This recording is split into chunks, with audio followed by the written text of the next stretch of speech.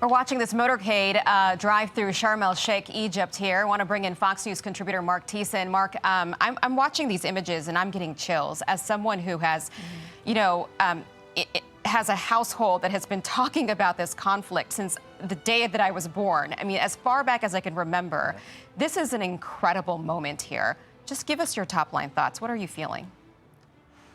It's an incredible moment, and I think it's worth noting that if you think back almost a year ago, almost to the day, Donald Trump was serving French fries in McDonald's. And here he is a year later, standing astride the world stage. It's one of the greatest political comebacks in modern times.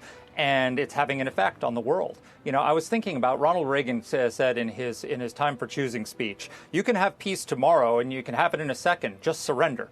This is the opposite. This is peace through victory. If you think about what has happened since the October 7th attacks, all three Sinwar brothers killed, the entire Hamas senior leadership eliminated, Hezbollah's entire leadership eliminated, and most of its operatives killed through exploding pagers and walkie-talkies and airstrikes. Syrian regime, Assad is gone. Iran's greatest ally in the region, which shut down the arms pipeline from Iran into Gaza and Lebanon and the West Bank. The Iranian entire air defenses and its ballistic missile program destroyed by Israel, and Operation Midnight Hammer, as President Trump said to Trey Yingst, key factor in this deal. This is peace through victory. What Donald Trump did was the opposite of what Joe Biden did. Joe Biden throttled weapons to Israel and tried to force them to stop fighting before victory. They tried to stop them from going into Rafah, which ended up being the operation where they killed Sinwar. Trump released the weapons and told them, go get them.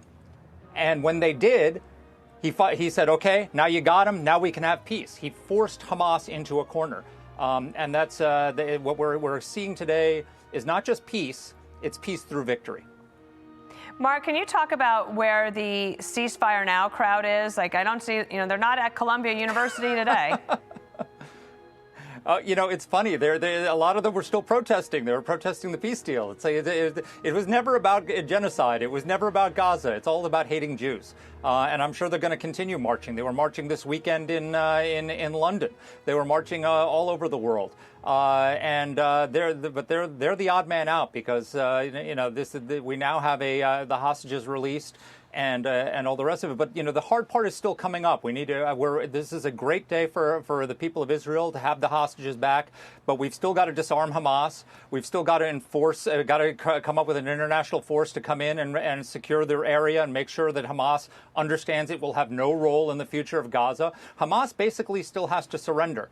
And they haven't fully done that. If you look at them, they came back into some of the areas that Israel vacated, and they were shooting people who they considered to be traitors. They were, I don't think that they fully made peace with the fact that they're not having a role in the future of Gaza. And so that's what's got to be discussed here today.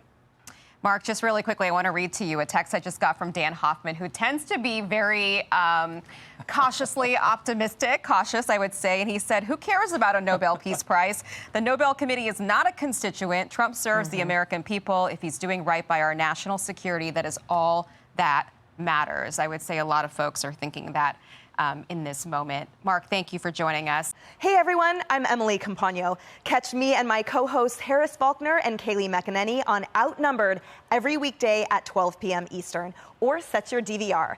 Also, don't forget to subscribe to the Fox News YouTube page for daily highlights.